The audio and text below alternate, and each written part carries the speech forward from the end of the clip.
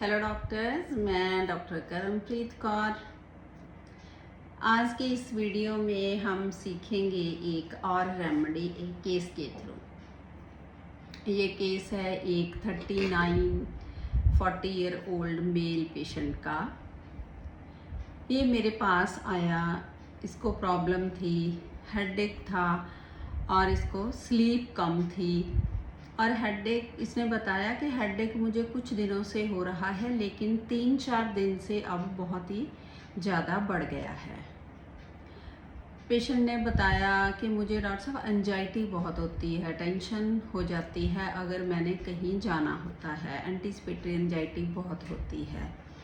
और उस पेशेंट की वाइफ उसके साथ थी, तो उसने बताया कि डॉक्टर साहब जब से मेरी मैरिज हुई है 10 साल हो गए, तब से इनको यही प्रॉब्लम है।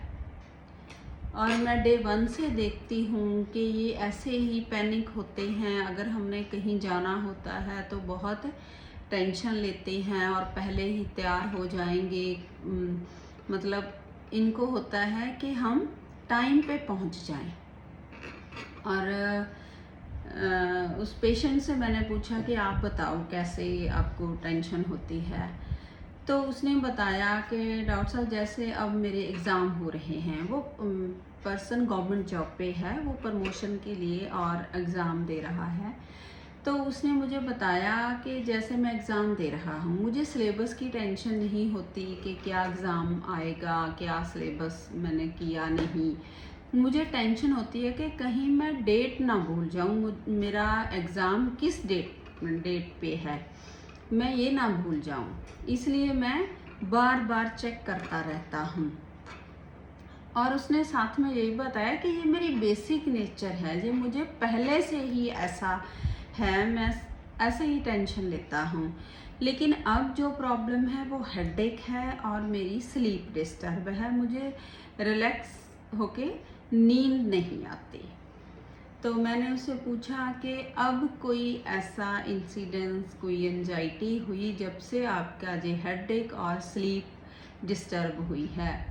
तो पेशेंट ने मुझे बताया कि डॉक्टर साहब मुझे ना, मेरा एक दोस्त है, वो मेरे साथ में मेरी गवर्नमेंट जॉब पे ही है, तो हम पूरे बेस्ट फ्रेंड हैं। मुझे रहता है कि मेरी दोस्ती उसके साथ बनी रहे।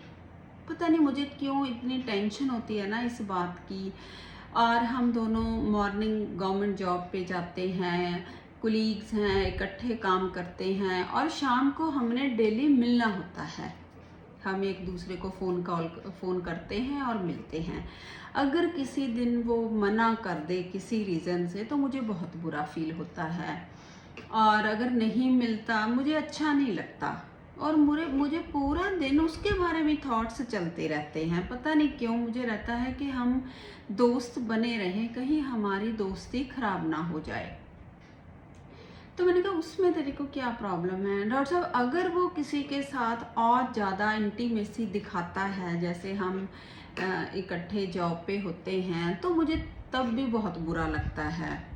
उसने बताया कि मैं कुछ दिनों का ही इंसिडेंस आपको बताता हूँ कि हम एक मैरिज पे गए, वो मेरे साथ था तो हम दोनों गए, लेकिन वहाँ जाके उसको कुछ लोग और नोन मिल गए।